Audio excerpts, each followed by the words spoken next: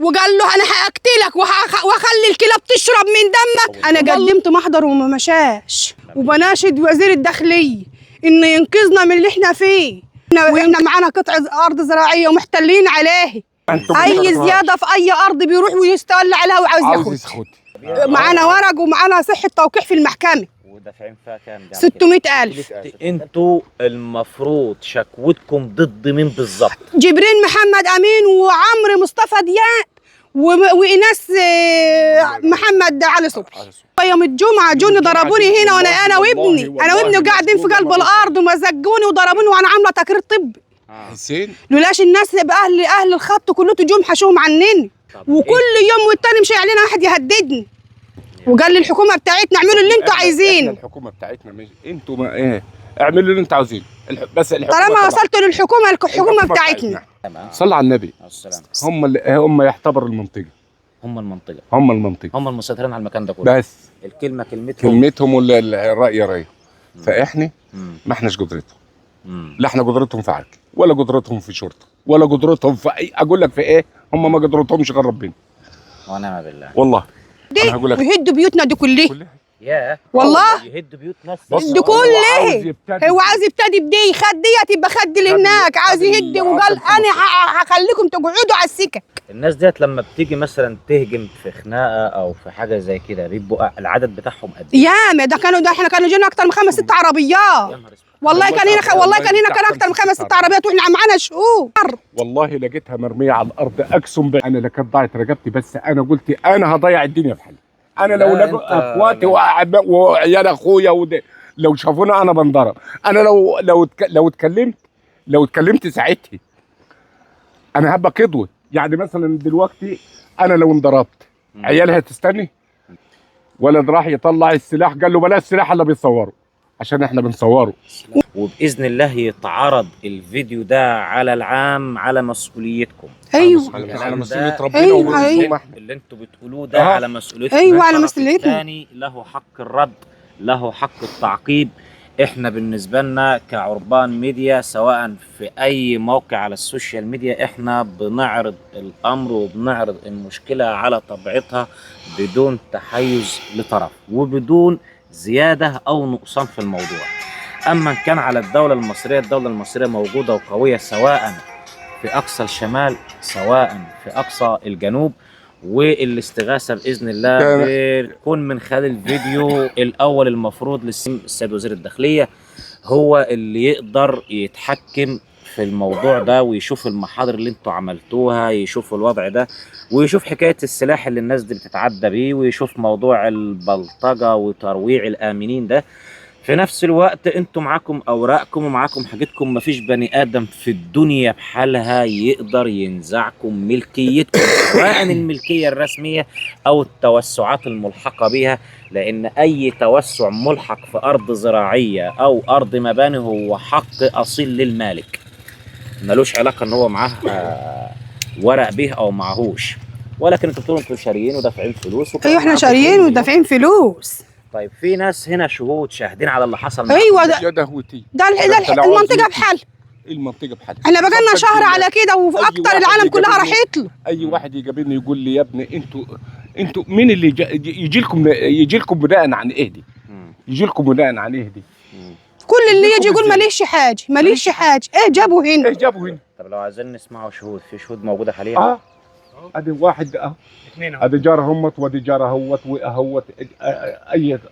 طب تعالوا يا جماعه كده نسالكم ايه الموضوع. طيب اتفضل يا سيد. تعالي يا سيد. الحاجه سعيده قالت حكايتها هي والحاج في موضوع تعدي الناس ديت باساميهم السابقه، وقالوا ان احنا في شهود من اهل المنطقه اللي عايشين معانا يشهدوا ان احنا عايشين هنا طول عمرنا وان دي ارضنا والتوسع ده بتاعنا واحنا دافعين فلوسه، وان الاطراف الاخرى اعتدت علينا مسبقا وكانوا حوالي 5 6 سيارات او باصات محمله بالرجال والشوم او اللي هو النبوت والسلاح الابيض وما خلافه. الكلام ده يا سيدي انت كشاهد، هم بيقولوا ان انت شاهد، الكلام ده صحيح؟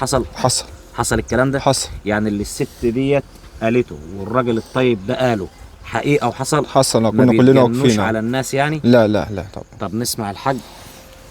كشهاده حق اللي هم بيقولوه ده حصل؟ حصل والله. هم انا فعلاً كنت دي فيه. ارضهم وعايشين هنا من السنين ديت انا كنت معاهم وكنت بحجز بينهم برضه. والعركه دي حصلت فعلا؟ والعركه حصلت في يوم الجمعه بقى قبل المغرب. تمام. وهو يا عم عادي، انا حاضر كل حاجه فعلا حصل الكلام. انتوا يا جدعان انا ولا لا الا الله. هي شهاده الحق الارض ديت تبع الناس ديت، والناس ديت معاهم بقى لهم كام سنه. طيب حصل اعتداء عليهم فعلا؟ حصل. طيب ماشي. حد تاني كان حاضر الواقعه دي يا جماعه عايز يقول كلمه الحق بما يرضي الله، والكلمه اللي هتقولها على مسؤوليتك عموما، والحلقه كلها على مسؤوليه اصحاب المشكله، وكل كلمه دايما بتبقى على مسؤوليه قائلها. صح. اللي قاله الحج والحجه ده فعلا حصل؟ حصل. انت حصل. من اهل المكان هنا؟ من اهلي. انا كنت انت واقف. دي مشكله حصلت قدامك ولا ما حصلتش؟ حصلت. فيها هو اللي حصلت. انا كنت واقف في ريح ابنها، انا اللي شايله من فوق وبضربه. شايل مين؟ شايل الراجل اللي اعتدى على ابنها حسين امين. حسين امين. انا اللي شايله من عليه وزقه من عليه. طيب بالنسبه للراجل الطيب دوت هي وده تهجموا على دي بالنبوت. هجموا عليه، وكان الواد بيقول لي انا هقسمك بالعصا نصين. مين اللي قال لك كده؟ ابن جبريل. جبريل مين؟ ابن جبريل امين. ان هو برضه كان في وقت المشكله بقى وكده. أيوه. واللمه بتاعتهم. أيوه. فيعني كانت وقت وانا كنت عاوز اخش لاختي، لقيت اختي بتنضرب بالدم فار، وكنت عاوز اخش لها. وقال لي لو عديت من المعديه دي هقسمك نصين. والله حصل. بالنسبه للحاج كنت حاضر المشكله دي يا حاج؟ كنت حاضر انا واخويا هنا كنا حاضرين. وجت ديت جه حسين امين ضربها وقعها في الارض. وجه اخويا يحوش عنها. لقينا فاحنا كنا واقفين انا واخويا بنحجز بينهم وكانت مشكله كبيره خالص.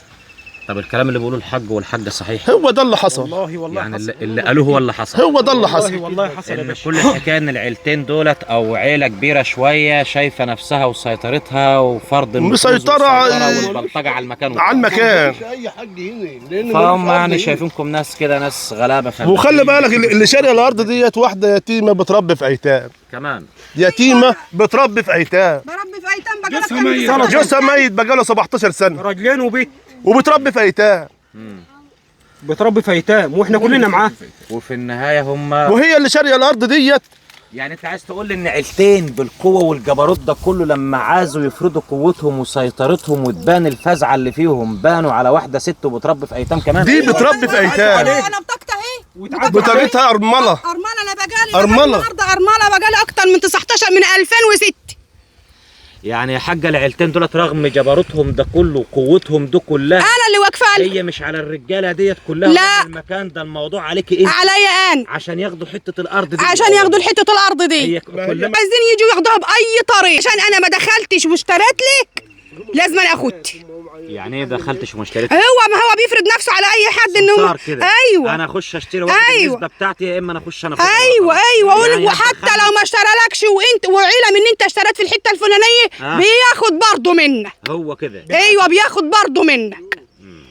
الكلام ده على مسؤوليتكم. على مسؤوليتي انا. وليهم حق الرد عموما، واحنا هننشر الموضوع دون زياده ونقصان، وان شاء الله البلد فيها قانون، والاستغاثة بالسيد وزير الداخلية، الاستغاثة بدولة رئيس الجمهورية لحل المشكلة ديت ووقف إراقة الدماء بناء على طلب الحاجة، لأن هو الناس دي بتجيلهم فعلا أنا خايفة بعربيات. أنا خايفة على عيالي وإخواتي. بيهددوها بالقتل على حد قولي. أيوة محددين أخويا في بقلب بيوت ناس، وقال له أنا هقتلك وهخلي الكلاب تشرب من دمك. والله لا، وفيه ناس شاهدة في قلب بيوت ناس. قال له والله لا اقتلك واخلي الكلاب تلحس من دمك، وان ما قتلتكش هجابلك على السكه في رمك. لا حول ولا قوه الا بالله. والله حصل.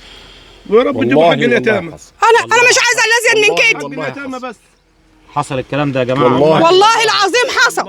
والله العظيم حصل. والله وانا حاجه بيت ربنا حصل. والكعبه اللي نزرناه ان شاء الله ربنا طبعا هو والله حصل وسامحها من حنكه شخصيه. وان شاء الله الكلام ده يوصل لكل واحد مصري جدع عنده غيره على اهله وناسه واهل بلده، لكل واحد جدع وعنده شهامه وعنده الرجوله يجي يقف مع الناس الغلابه ديت. احنا بص ومع الست اللي بتربي في يتامى ديت ضد مجموعة بلطجية أنا عن نفسي ما أعرفهمش أساسا، ولا أعرف هم إيه ولا تبع إيه، ولكن من حكي الناس وادي الناس وجوهها باينه قدامكم، وادي الكلام اللي قالوه، وادي الوضع قدامكم بمنتهى البساطه.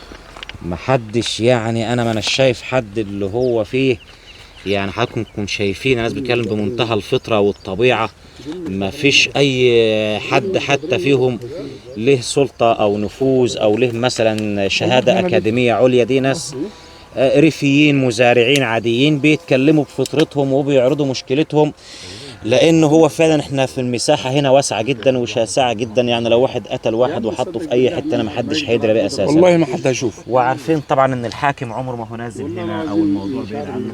يعني نيجي يا باشا نبلطج براحتنا على خلق الله هنا، ويندفن في اي حته هنا، ولا صريخ له ولا حد هيسمع له، وناس كلها غلابه وفي حالها، ودولة لا حول لهم ولا قوه. والله يفحن لها يا حاجه للموضوع ده عشان نقفل الحلقه. انا نفسي تيجي هنا عشان الضوء بس معلش. انا نفسي ربنا ياخد لي حق بالمسؤوليه. انا ما بفيديش حاجه الا القانون. ما فيديش حاجه، ما اقدرش اعمل اي حاجه الا بالقانون، غير كده ما اقدرش، عشان انا خايفه على معايا عيلين 2 وخايفه عليهم وخايفه على اخوات. انا مش خايفه الا على اخوات وعيال. انا هروح فين؟ لو حد ما في المكان اللي احنا فيه الله خير حافظا وهو ارحم الراحمين. شكرا.